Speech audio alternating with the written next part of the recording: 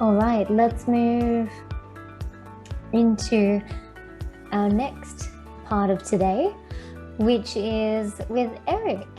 So our next speaker is Erich Bühler, founder and director of Enterprise Agility University. Hi, Erich, welcome. Hello, how are you doing? Well, thank you. Great to have you on board. Good to see you. And we understand you'll be sharing insights with us today on the topic of building values from a scientific point of view. Yes, that's the idea. I will share my screen. If I can do that, let's see, for participants. Let's see how to do it. Otherwise, I tell you. Yes. Okay, that takes just the terms. I said I not see the screen. Okay, never mind. I share this one for you. Okay, well, You are. Can you see that? It's coming up. Yeah. Yes. I can see. Good. That's very good. Last minute. Thank you for making it, Eric. Thank you very much. Okay, very glad to be here with you guys. Today I'm going to be talking about in science how to make sure that people embrace certain values. And I'm going to teach you some techniques that we have been developing in order to try to accelerate change. And that's the idea for today. I hope the time gives us enough possibilities for have some questions at the very end.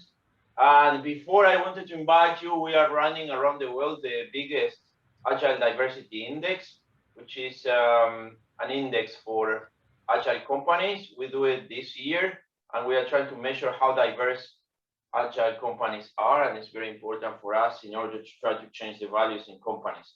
So when we take a look at values, it is very easy to talk about values, or to say that people have to change some values or some perspective. The issue is that changing values is the hardest thing and obviously the most effective. So when we take a look at a company, any company we take a look, and we want to change a mindset, the first problem we have is that it's very hard. It's not easy. So it's easy to say, but very difficult to do. In fact, when we take a look at research for the last probably 30 years, we see that the most effective way of changing an organization, changing the strategy and realigning people is by changing values. The problem we have is that when we try to move from the left to the right, we struggle, and we struggle for many reasons. But the main reason is because, yes, it is the most effective way, but it's the hardest one, as the changing values requires a lot of oxygen for your brain, and it requires a lot of energy.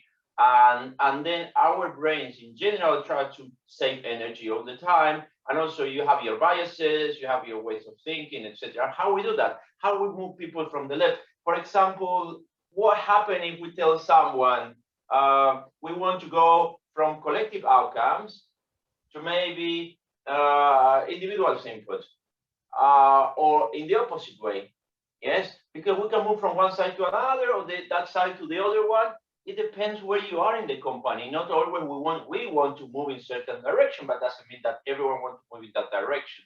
And then the main thing here is how we do it, and what happens in the brain, and why people are not able to embrace different values, or they struggle. And this is what I'm going to be talking about. I'm going to be talking about science. So let's imagine that we have kind of people like this in the company. So company needs diversity, which is the more diverse people are, the easier it is going to be for you to create innovation. Companies where we have diverse mindsets then create more innovation than companies where they are not. And the main reason is because this is like a kind of positive circle where everyone empowers another with different visions and perspectives. But we have a problem here. Imagine that you have been doing something, you have your value stream, you have people that are completely different and have different values, and then they have been trying to create something, or they have been creating something, and suddenly you realize that you need new ways of working. So the first issue we are going to have, imagine, I'm going to give you a couple of examples. Imagine that we have these two guys, right?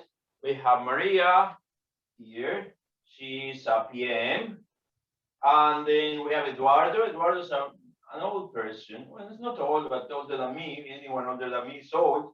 So we have this guy here, and Eduardo has been working on the SAP department, and Maria has been using very traditional ways. And then we have these guys, and we want these guys to change their values.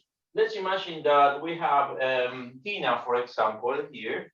And Tina's a software developer. She has been traveling around the world, and she has been trying to find new ways to embrace different ways of working. And we can have, for example, two more. We can have someone from marketing, and then we have someone, we have here Carla from marketing, and then we have also Xin. Xin is from originally from China, and they have certain values, but it's very flexible person. And then we want all these people to embrace a certain value. How we do that?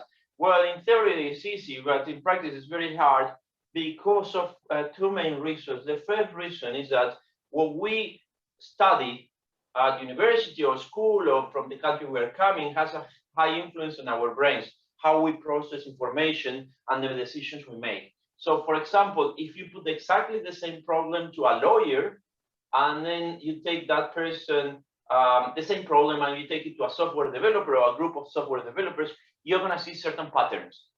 So you're gonna see that the way they solve the problem is completely different. And the way they solve the problem is not completely different because obviously they are different people, everyone is because what you study at university or school and your culture influence the way of thinking. But what you're gonna find is give the same problem to two lawyers or two people from marketing, and plus minus are gonna come up, or are gonna use the same tools to solve it. I'll give it to a software developer, it's gonna be the same. So said that what we study and our background influence the way we think and influence how open we are to embrace new values. For example, if you want to embrace visibility, maybe visibility for me is certain thing, but for a lawyer, visibility is something completely different.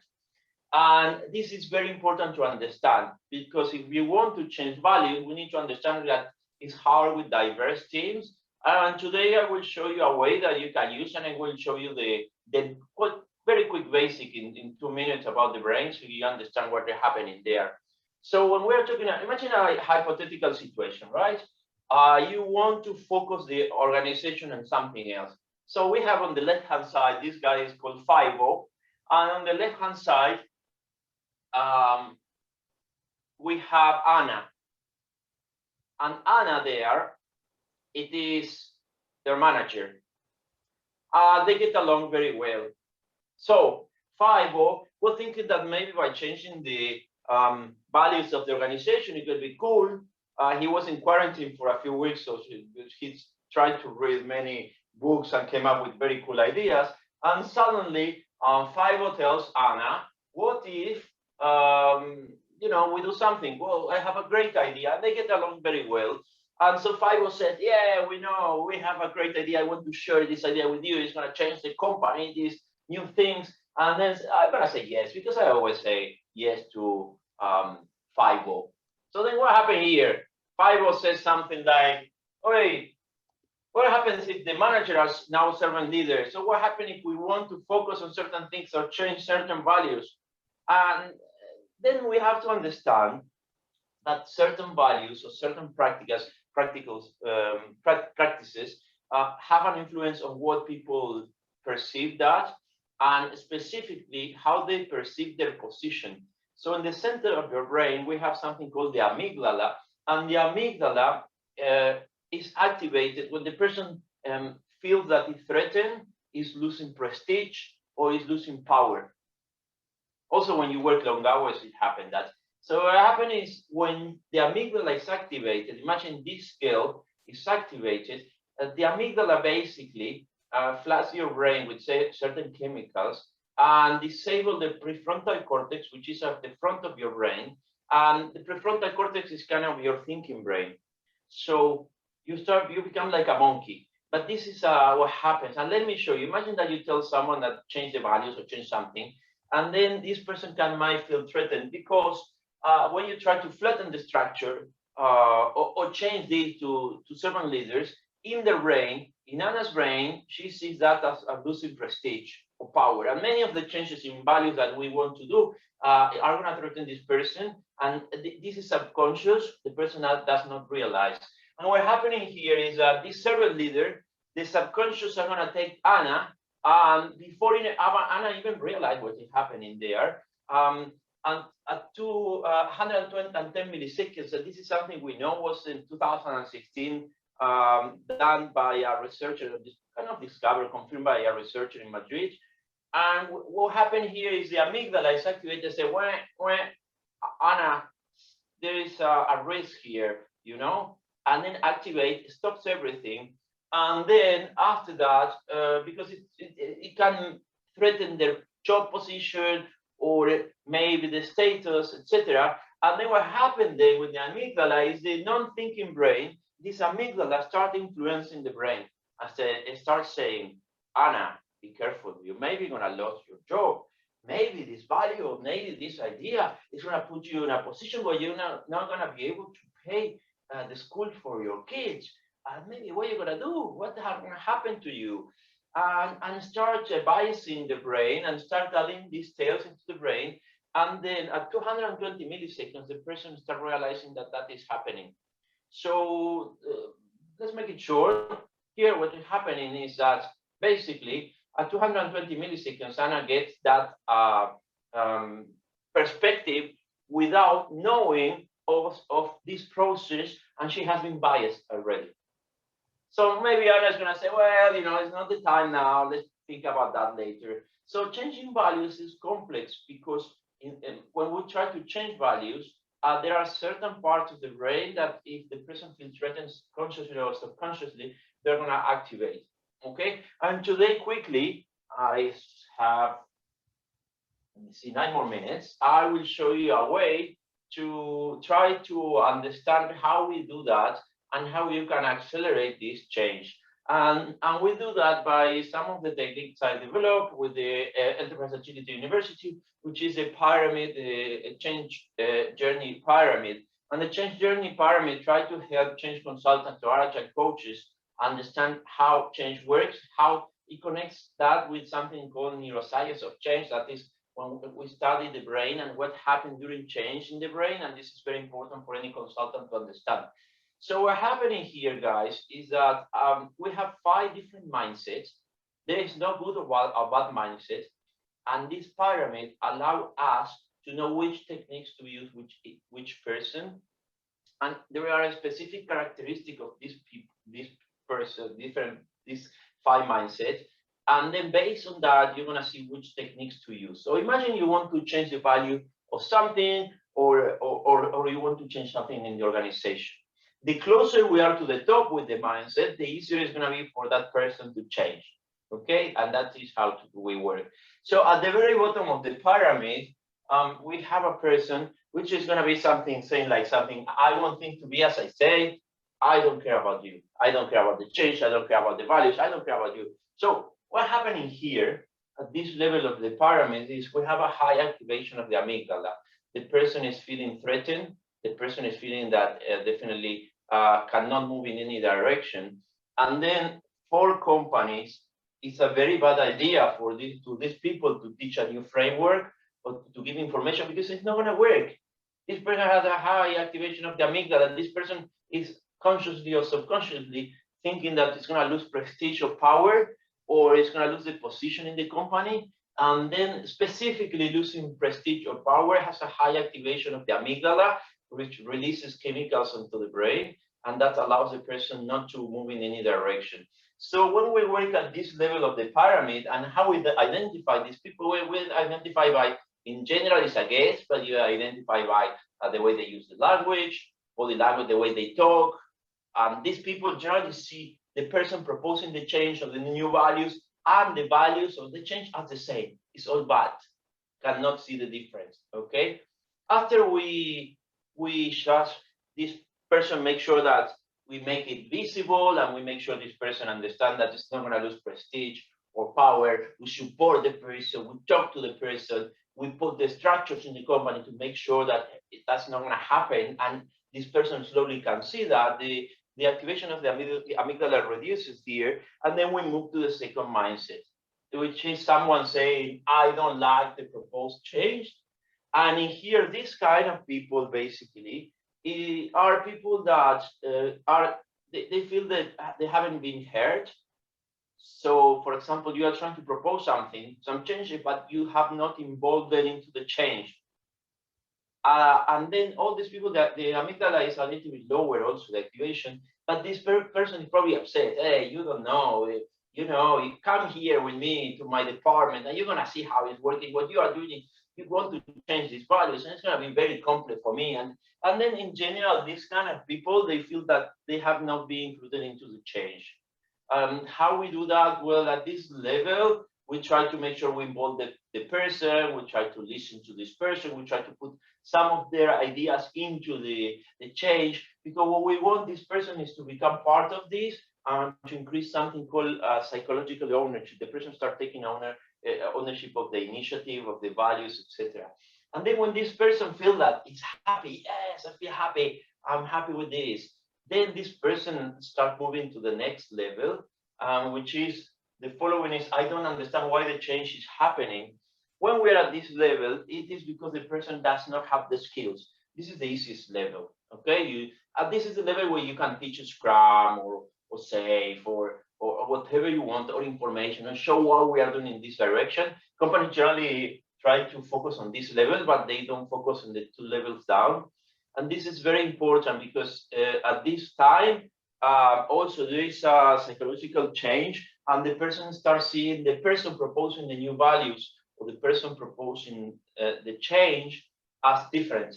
The person proposing the values of change and the values of change are different. So, for example, this person at this level might say, okay, Peter is proposing this new value. Peter is such a nice guy, but I don't like what he is proposing, and can make this difference. In the levels down, you cannot do that because the person sees the change and the person proposing the change as exactly the same. Okay?